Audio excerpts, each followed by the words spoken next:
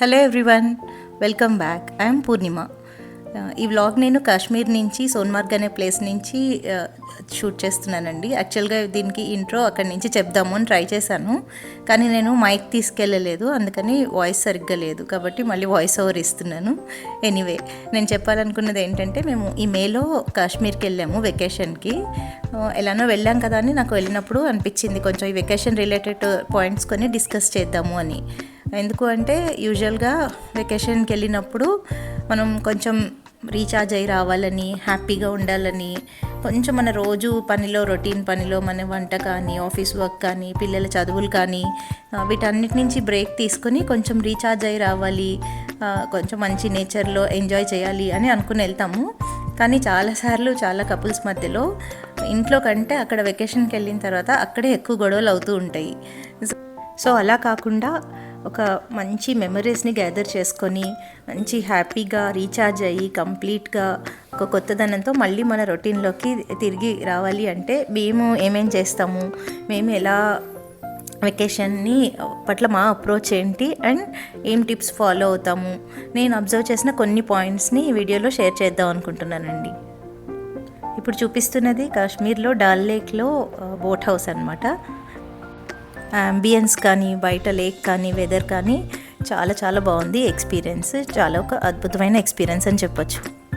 ఒక happy vacation అవ్వాలి అంటే అన్నిటికంటే ఫస్ట్ పాయింట్, వెకేషన్కి వెళ్ళే ముందే వెకేషన్ నుంచి ఎవరి ఎక్స్పెక్టేషన్ ఏంటి అనేది క్లియర్గా ఉండడం మంచిదండి. అంటే వైఫ్ అండ్ హస్బెండ్, పిల్లలు, ఫ్యామిలీలో పెద్దవాళ్ళైనా ఇంకెవరైనా ఒక్కొక్కరికి ఒక్కొక్క ఎక్స్పెక్టేషన్ ఉంటుంది. ఒక ప్లేస్కి వెళ్ళాము అంటే అక్కడ ఏం చేయాలి అనేది ఒక్కొక్కరికి ఒక్కొక్క ఎక్స్పెక్టేషన్ ఉంటుంది. సో దాన్ని ముందే ఒకరికొకరు ఎక్స్ప్రెస్ చేసుకొని డిస్కస్ చేసుకోవడం మంచిది.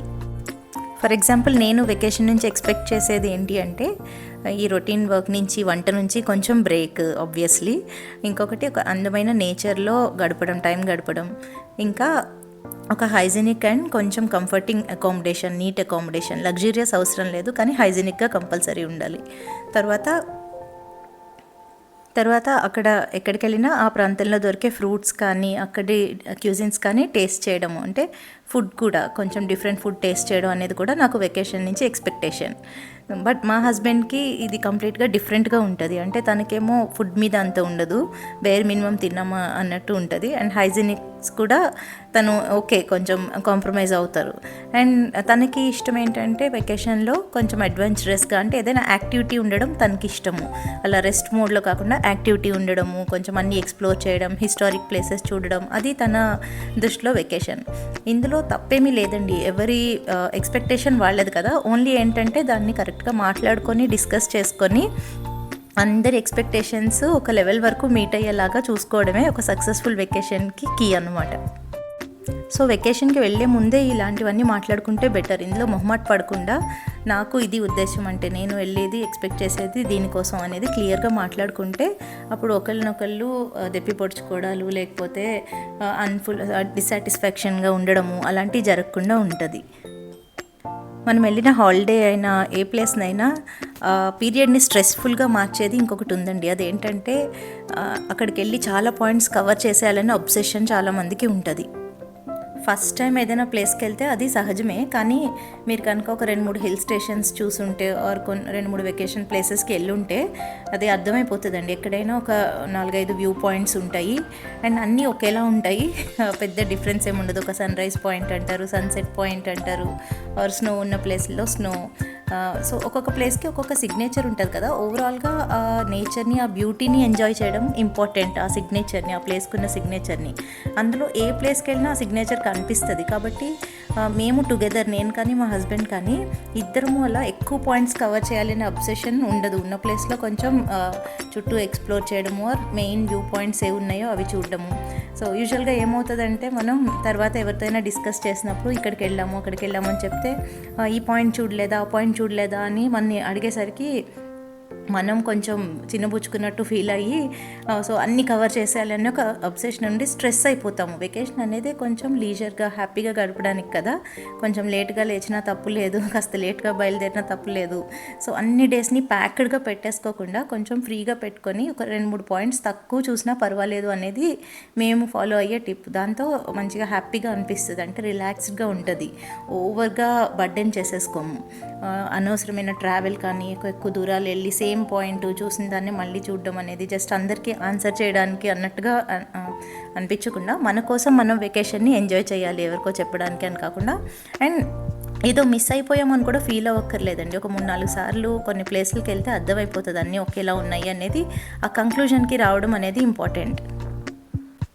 అండ్ వెళ్ళిన ప్లేస్లో మనం కంప్లీట్ సాటిస్ఫాక్షన్తో తిరిగి రావాలి అంటే ఇంకొకటి చాలా ఎఫెక్ట్ చేసే ఇంకొక ఇంపార్టెంట్ ఆస్పెక్ట్ ఏమో బడ్జెట్ అండి. మన బడ్జెట్ అంటే మనం ఒక సపోజ్ మనం ఏదైనా ప్లేస్కి వెళ్ళడానికి ₹1 ఖర్చు పెట్టగలము అనుకుంటే అందులో 30 ఖర్చు అయ్యేది టార్గెట్ చేస్తే బెటర్ మనం.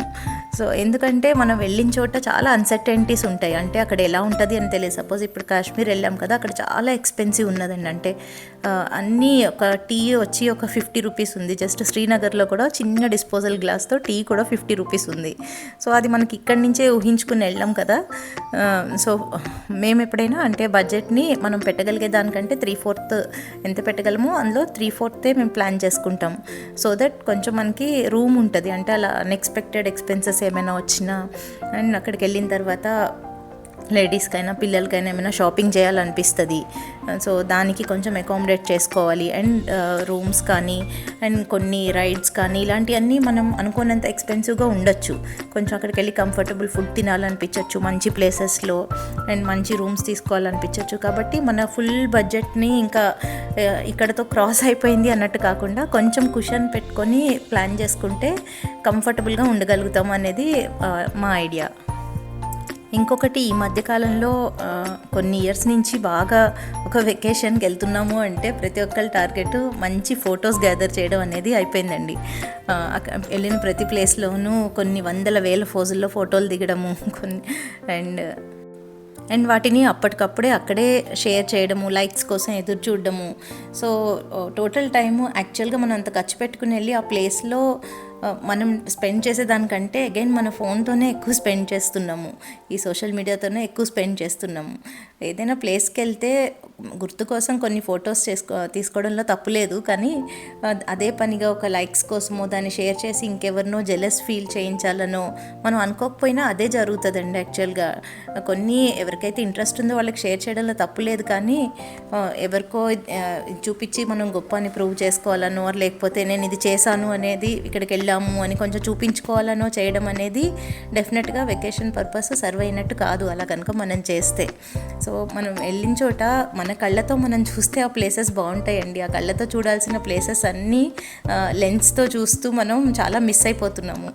ఇప్పుడు ఈ యూట్యూబ్ ఛానల్ పెట్టిన తర్వాత యాక్చువల్గా కొన్ని వీడియో ఫుటేజ్ కావాలి కాబట్టి నేను కొంచెం షూట్ చేశాను. ఇది కూడా చాలా తక్కువ టైం, కొన్ని క్లిప్పింగ్స్ మాత్రం తీసుకున్నాను. అదర్వైజ్ అసలు ఇదివరకు అయితే నా ఫోన్తో నేను ఎప్పుడు ఫోటో కూడా తీసుకునేదాన్ని కాదు. మా హస్బెండ్ కొన్ని కలెక్ట్ చేస్తారు, కానీ కొన్ని తీస్తారు. బట్ అసలు ఫోన్ అనేది ఇంకా నేను వెకేషన్కి వెళ్తే బయటకు తీసేదాన్నే కాదు. ఇప్పుడు కొంచెం ఈ వీడియోస్ చేయాలి కాబట్టి కొన్ని కలెక్ట్ చేశాను, కొన్ని చేశాను. ఇప్పుడు కూడా నాకు పెడదామన్నా ఎక్కువ వీడియో ఫుటేజ్ కూడా దొరకలేదు ఎక్కువ. సో ఫ్యామిలీలో 4 వెళ్తే అందులో ఏ ఒక్కరికో ఈ ఫొటోస్ పిచ్చి ఉండి మిగిలిన 3కి లేకపోతే ఇంకా వెకేషన్ ఖచ్చితంగా స్పాయిల్ అయినట్టే. ఇక్కడ నాకు ఫోటో తీ, అక్కడ తీ, ఇక్కడ తీ అని ఫొటోస్ తీయించుకుంటూ ఉంటే ఎదుటి వాళ్ళకి కూడా చిరాకు వస్తుంది. వాళ్ళని కూడా ఎంజాయ్ చేయనివ్వాలి కదా. కాబట్టి ఆ ఫొటోస్ పిచ్చిలోంచి బయటకు వచ్చి మన కళ్ళతో మనం ప్రకృతిని ఎంజాయ్ చేస్తే అది ఇంకా చాలా ఫుల్ఫిల్లింగ్గా ఉంటుంది.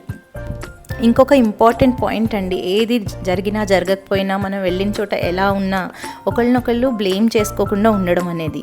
సో మనం ఎక్కడికైనా వెళ్ళినా, ఇంట్లో ఉన్నా, ఎక్కడున్నా కానీ అదే మనుషులు కదా. సో ఆ మనుషులతో మన రిలేషన్ బాగుండాలి, హ్యాపీగా ఉండాలి. సో వెకేషన్కి వెళ్ళినా అది మాత్రం, ఆ బేసిక్ పాయింట్ మాత్రం మర్చిపోకూడదు. అంటే యూజువల్గా ఎవరో ఒకళ్ళు ప్లాన్ చేస్తారు వెకేషన్ని, అప్పుడు అది ఎదుటి వాళ్ళకి నచ్చకపోతే అక్కడికి వెళ్ళిన తర్వాత అది నచ్చకపోతే పిల్లలకో, వైఫ్కో, హస్బెండ్కో ఎవరు ప్లాన్ చేస్తే వాళ్ళు మిగిలిన వాళ్ళకి నచ్చకపోతే, కొన్ని ఫెసిలిటీస్ బాగుండకపోతే జరగకపోవచ్చు. మనం వెళ్ళిన చోట అన్నీ మనం ఎక్స్పెక్ట్ చేసినట్టే ఉంటాయి అని లేదు. కొన్ని అన్ఎక్స్పెక్టెడ్గా అవ్వచ్చు. ఒక్కొక్కసారి చాలా మనం ఎక్స్పెక్ట్ చేసిన దానికంటే పాజిటివ్గా రావచ్చు. ఒక్కొక్కసారి మనం ఎంత ప్లాన్ చేసినా దానికంటే తక్కువ రావచ్చు. సో అలాంటప్పుడు మనం ఎదుటి వాళ్ళని బ్లేమ్ చేయడం కరెక్ట్ కాదు. ఈసారి మాకు యాక్చువల్గా ఈ ట్రిప్లో కొంచెం బ్యాడ్ ఎక్స్పీరియన్సే అయిందని చెప్పాలి. అంత నేచర్ బ్యూటీ అంతా బాగున్నా మాకు వచ్చిన డ్రైవర్ అంత కరెక్ట్గా లేడనమాట. మేము ఎవరినైతే బుక్ చేసుకున్నామో, ఎవరైతే బుక్ చేశారో మాకు ఆయన మంచి ఫీడ్బ్యాక్ ఉండి మేము ఆయన ద్వారా బుక్ చేసుకున్నాము. బట్ ఆయన రాకుండా వేరే డ్రైవర్ని పంపించాడు. So he's very bad. అంటే చాలా రిలక్టెంట్గా, ఇంట్రెస్ట్ లేనట్టు అలా ఉన్నాడు. సో ఇలా ఎందుకయింది, అలా ఎందుకయింది అని నేను మా హస్బెండ్ని బ్లేమ్ చేస్తాను. ఆ మాత్రం కనుక్కోవద్దా అని అన్నా మొత్తం రూయిన్ అయిపోతుంది. తను కూడా ఒక మంచి ఎక్స్పీరియన్స్ ఇవ్వాలనే కదా చేసింది.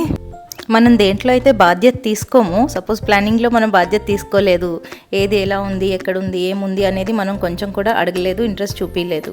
అండ్ ఎదుటి వాళ్ళు చేసిన వాళ్ళని మళ్ళీ ఇది బాగాలేదు, అది బాగాలేదు అనే హక్కు కూడా మనకు ఉండదండి. చేస్తే ఇద్దరు కలిసి ప్లాన్ చేసుకోవాలి, ముందే చూసుకోవాలి. బట్ తర్వాత ఒకసారి ప్లాన్ చేసేసి మొత్తం ఎదుటి వాళ్ళ మీద వదిలేసి తర్వాత మనం వాళ్ళని అనడం అనేది కూడా కరెక్ట్ కాదు. అలానే వెళ్ళిన ప్లేస్లో ఒక్కొక్కసారి ఫిజికల్గా మనం అప్సెట్ అవ్వచ్చు. సపోజ్ నాకు అక్కడికి వెళ్ళిన తర్వాత ఒకరోజు హెడేక్, వామిటింగ్స్ అలా అయినాయి ఘాట్ రోడ్స్కి అలా ఒకరోజు కొంచెం. సో అప్పుడు కొంచెం ఆబ్వియస్లీ మనం లేట్ బ్యాక్ ఉంటాము, కొంచెం అన్ని ప్లేసెస్ అంత ఇంట్రెస్ట్గా చూడలేకపోవచ్చు. ఎవరికైతే అలా అయిందో అప్పుడు ఎదుటి వాళ్ళు సపోర్టివ్గా ఉండాలి, కొంచెం దాని గురించి అప్సెట్ అవ్వకుండా ఉండాలి. ఈ ప్లేస్ చూడలేకపోతున్నానే అని ఓవర్గా ఫీల్ అవ్వకుండా ఇద్దరం కలిసి ఎక్కడున్నా ఎంజాయ్మెంటే అన్నట్టు ఉండాలి. యూజువల్గా మేము ఎక్కడికి వెళ్ళినా, ఏ ప్లేసెస్కి వెళ్ళినా ఇలానే హ్యాపీ మెమరీస్ని కలెక్ట్ చేసుకొని మంచి మూమెంట్స్ని మనసులో పదిలంగా దాచుకొని వస్తాము. ఎలాంటి గొడవలు, మనస్పర్ధలు లేకుండా హ్యాపీగా వస్తాము. సో ఇది ఒక్క రోజులో వచ్చిందో లేకపోతే అక్కడికి వెళ్ళాం కాబట్టి వచ్చే ఆలోచన కాదండి. అంటే ఇలాంటి మన దైనందిన జీవితంలో కూడా అలాంటి ఆలోచన ఉండాలి, మన మధ్య రిలేషన్ బాగుండాలి. అండ్ మనం ఎవ్రీడే థింకింగ్ కూడా స్లోలీ మనం ఇంట్రోస్పెక్షన్ చేసుకొని ఇంప్రూవ్ చేసుకుంటూ ఉంటే అప్పుడు ఎలాంటి సిచ్యుయేషన్స్ వచ్చినా, ఛాలెంజింగ్ సిచ్యుయేషన్స్ వచ్చినప్పుడు కూడా మనకి అదే ఆలోచన అనేది ఫ్లో అవుతుంది. అండ్ అలానే అవి ఏది పెద్ద ప్రాబ్లంగా అనిపించకుండా ఈజీగా సాల్వ్ అయిపోతాయి. సో ఇది వెకేషన్కి వెళ్ళాం కాబట్టి ఈ పాయింట్ ఆఫ్ వ్యూలో కొన్ని పాయింట్స్ డిస్కస్ చేశాను. బట్ ఇదేమీ దీనికోసమే యూజ్ అయ్యే ఆలోచన అని కాదు.